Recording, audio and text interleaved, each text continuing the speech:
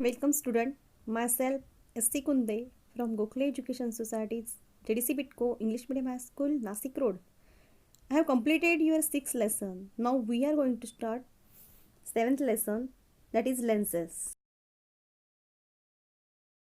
In this lesson we are going to study lenses, sign conventions, uses of lenses, ray diagram for refracted light, working of human eye and lenses. Now, what is exactly the lens? A lens is a transparent medium bound by two surfaces. The lens, which has two spherical surfaces which are puffed up outwards, is called a convex or double convex lens. This lens is thicker near the center as compared to the edges.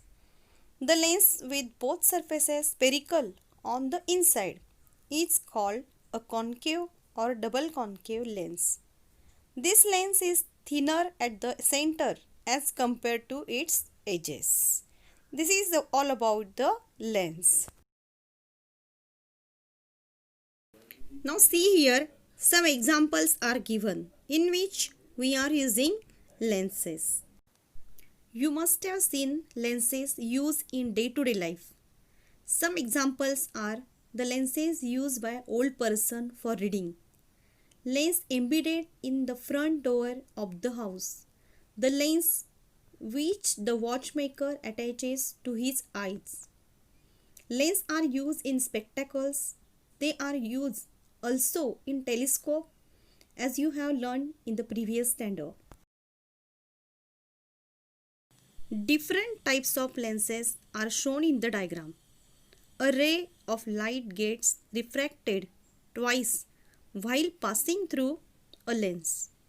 Once while entering the lens and once while emerging from the lens. The direction of the ray changes because of this refraction. Both the surfaces of most lenses are part of a sphere. Convex lens. A lens is a transparent medium bound by two surfaces. The lens, which has two spherical surfaces which are puffed up outward, is called convex or double convex lens. Next is concave lens. This lens is thicker near the center as compared to the edges.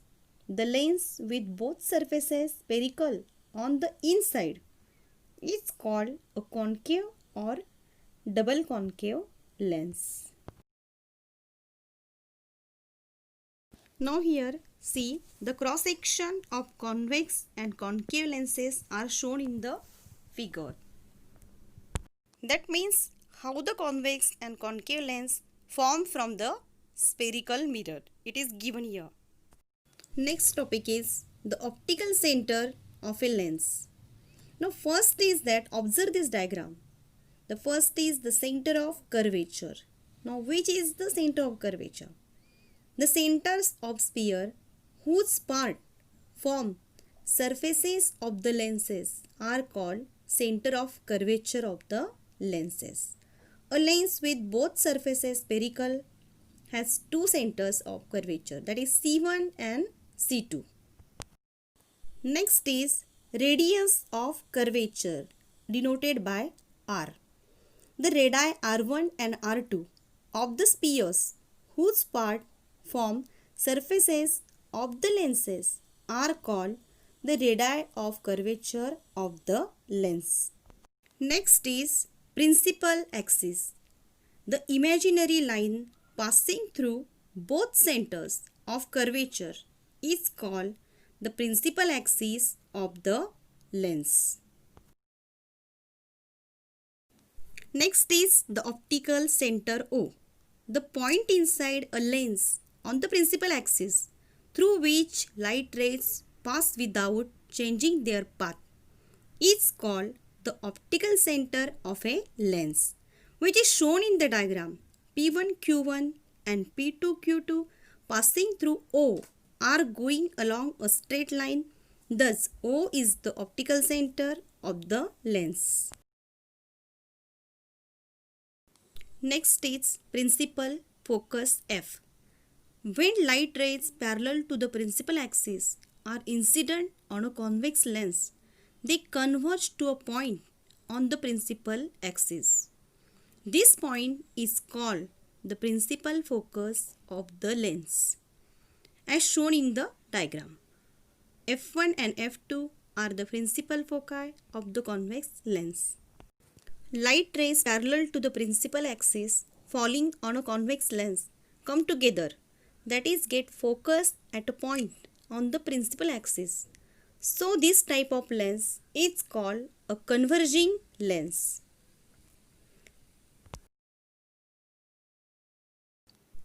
Rays traveling parallel to the principal axis of a concave lens diverge after refraction in such a way that they appear to be coming out of a point on the principal axis. This point is called the principal focus of the concave lens.